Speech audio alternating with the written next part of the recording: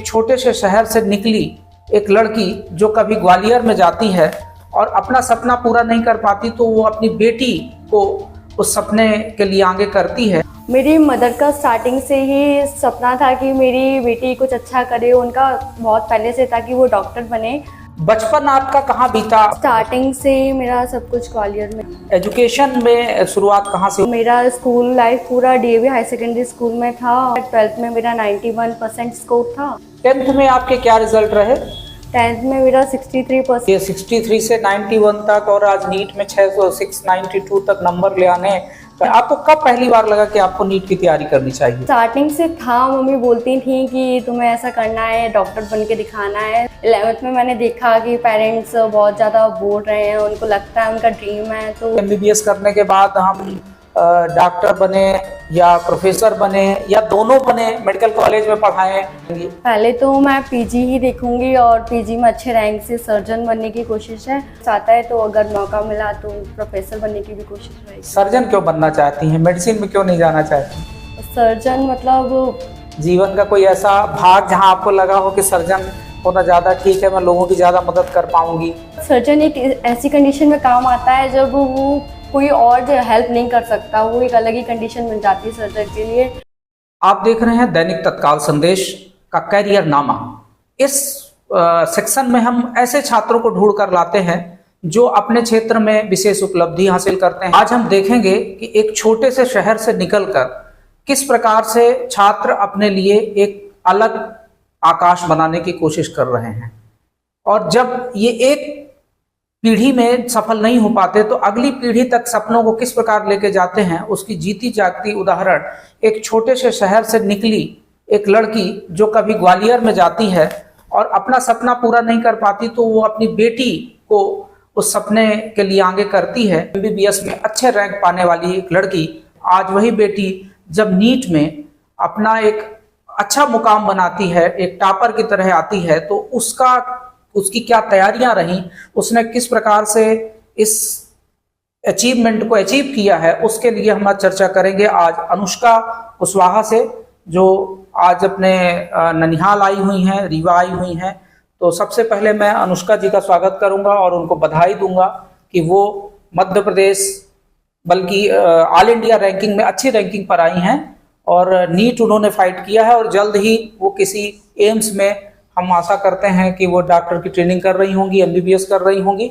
तो अनुष्का जी से मैं पूछना चाहूंगा कि आप अपने बारे में कुछ बताएं, अपने माता पिता के बारे में कुछ बताएं। आप कहाँ से हैं, आपकी माँ का क्या नाम है, पिताजी का क्या नाम है, और किस तरीके से उन्होंने आपको तैयार किया कि आप मेडिकल की पढ़ाई, नीट की तैयारी करें? मेरा नाम अनुष्का कुशवाहा है। मैं ग्वालियर की रहने वाली हूँ। मेरे नीट 2024 का स्कोर 692 आउट ऑफ 720 है। मेरी मदर का नाम विद्या कुशवाहा है जो कि एक प्राइवेट टीचर हैं, और मेरे फादर का नाम दरवेश कुशवाहा है जो कि एक शॉपकीपर हैं।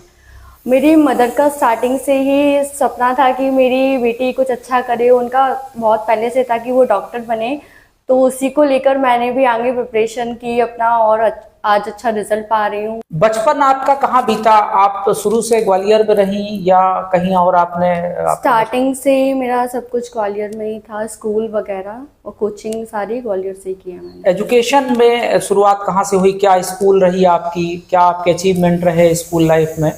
मेरा स्कूल लाइफ पूरा डीएवी हाई सेकेंडरी स्कूल में था और मैंने 10th 12th सब उसी से किया। 12th में मेरा 91% स्कोर था। फिर उसके बाद मैंने नीट का एग्ज़ाम दिया तो आज नीट का स्कोर आया। 10th में आपके क्या रिजल्ट रहे?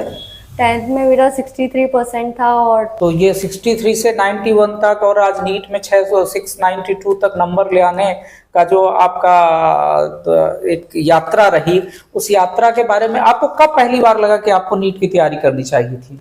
स्टार्टिंग से था। मम्मी बोलती थी कि तुम्हें ऐसा करना है, डॉक्टर बन के दिखाना है, बट इतना वो नहीं लिया मैंने। फिर उसके बाद 11th में मैंने देखा कि पेरेंट्स बहुत ज़्यादा बोल रहे हैं, उनको लगता है उनका ड्रीम है, तो उन्होंने मेरा एडमिशन कराया कोचिंग में ग्वालियर की। फिर मैंने पढ़ना स्टार्ट किया और फिर मेरे को भी सब्जेक्ट में इंटरेस्ट आने लगा, तो फिर पढ़ती गई मैं और आज अच्छा। तो किसी ब्रांडेड कोचिंग में आप गई? जैसा आजकल काफी सारे कोचिंगों का दौर चला हुआ है कि आपने अलग अलग सब्जेक्ट्स को चुना कि हमें फिजिक्स कहीं और पढ़नी और बायो कहीं और पढ़नी है, केमिस्ट्री कहीं और पढ़नी है, ऐसा किया आपने? क्या किया? हाँ, मतलब मेरे आसपास भी काफ़ी बच्चे कोटा जा रहे थे। कोटा में नीट की कोचिंग के लिए काफ़ी वो है, काफ़ी सारी कोचिंग्स हैं वहाँ पे। बट हमारी फैमिली की फाइनेंशियल कंडीशन इतनी अच्छी नहीं थी कि वो मुझे बाहर भेज सकें।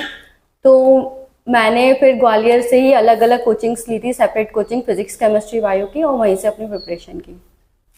तो आपके साथ के जब बच्चे ग्वालियर से बाहर निकल रहे थे, इंदौर जा रहे थे, कोटा जा रहे थे, उस दौरान आपको ऐसा नहीं लगा कि हम कुछ पिछड़ रहे हैं अपने सामाजिक परिस्थितियों, अपनी आर्थिक परिस्थितियों के कारण, और हमें कुछ प्रयास करके कोटा या कम से कम इंदौर जाना चाहिए, ऐसा लगा आपको कई बार? हाँ, कभी कभी लगता था, बट टीचर्स ने भी काफ़ी सपोर्ट किया। वो भी बोलते थे कि हो जाएगा तुम्हारा। और स्टार्टिंग से मतलब टेस्ट वगैरह भी मेरे अच्छे जाते थे, तो लगता था कि ठीक प्रिपरेशन चल रही है मेरी, ऐसा नहीं है कि मैं उनसे कम हूँ।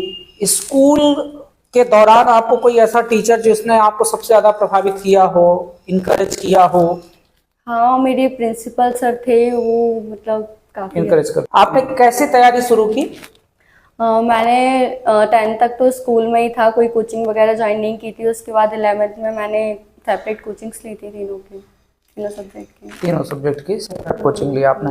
और आप फिजिकल कोचिंग को ज़्यादा प्रेफर करती हैं या किया आपने, या आपका ये सोचना था कि हम ऑनलाइन कोचिंग में ज़्यादा कंफर्ट हैं? क्या ज़्यादा सही रहा आपके हिसाब से? स्टार्टिंग में तो जब बच्चा आया ही होता है 11th क्लास में, तब ऑनलाइन टीचर सामने नहीं दिखेगा, हमें तो प्रॉब्लम आ सकती है। तो 11th-12th में तो मैंने ऑफलाइन प्रेफर किया था।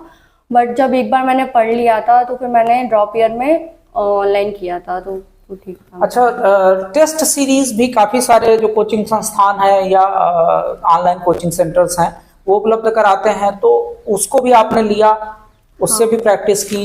हाँ, मैंने नारायणा की टेस्ट सीरीज ज्वाइन की थी ड्रॉप ईयर में। तो उनका किस प्रकार से रहता है? वो रोज एक टेस्ट देते हैं या कैसे करते हैं? तैयारी भी कराते हैं कि सिर्फ test series? Test series join की थी मैंने। एक वीक में एक टेस्ट, और फिर लास्ट में एक वीक में 2 से 3 टेस्ट होने लगे थे लास्ट में। चलिए, अब आप जल्द ही किसी न किसी मेडिकल कॉलेज में एमबीबीएस कर रही होंगी, तो एमबीबीएस करने के बाद आपका क्या अगला चरण क्या होगा? आप क्या चाहती हैं कि एमबीबीएस करने के बाद हम डॉक्टर बने या प्रोफेसर बने या दोनों बने, मेडिकल कॉलेज में पढ़ाएं और साथ में प्रैक्टिस भी करें, या पीजी के लिए आगे आप तैयारी करेंगी? पहले तो मैं पीजी ही देखूंगी, और पीजी में अच्छे रैंक से सर्जन बनने की कोशिश है। और मेरे को भी पढ़ाने में भी काफ़ी इंटरेस्ट आता है, तो अगर मौका मिला तो प्रोफेसर बनने की भी कोशिश रहेगी। सर्जन क्यों बनना चाहती हैं? मेडिसिन में क्यों नहीं जाना चाहती? सर्जन मतलब जीवन का कोई ऐसा भाग जहां आपको लगा हो कि सर्जन होना ज्यादा ठीक है, मैं लोगों की ज्यादा मदद कर पाऊंगी? या सर्जन एक ऐसी कंडीशन में काम आता है जब वो कोई और जो हेल्प नहीं कर सकता, वो एक अलग ही कंडीशन बन जाती है सर्जन के लिए।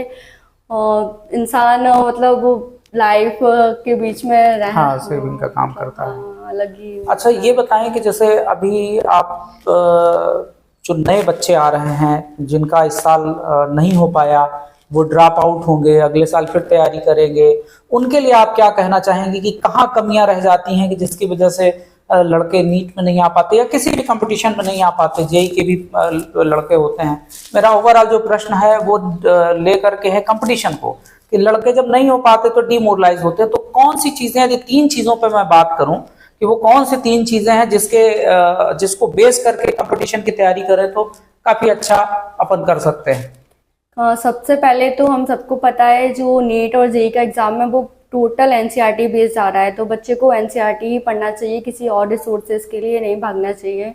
और सेकंड चीज़ ये है कि अपने टीचर्स पे पूरा बिलीव होना चाहिए हमें। अगर हम थोड़ा बहुत भी टीचर से फेथ हटाते हैं तो वो पूरा डिस्ट्रैक्शन टाइप का आ जाता है उसमें। और थर्ड चीज़ ये है कि हमें क्वेश्चंस प्रैक्टिस बहुत ज़्यादा करनी चाहिए। जितने ज़्यादा हम क्वेश्चन प्रैक्टिस करेंगे उतना अच्छा हमारा एग्जाम जाएगा। तो ये थी अनुष्का कुशवाहा जो ग्वालियर से हैं, और इन्होंने नीट 2024 में अच्छे रैंक से ये आई हैं, और संभवतः ये आगे आने वाले दिनों में एमबीबीएस या एमबीबीएस किसी अच्छे कॉलेज से करेंगी।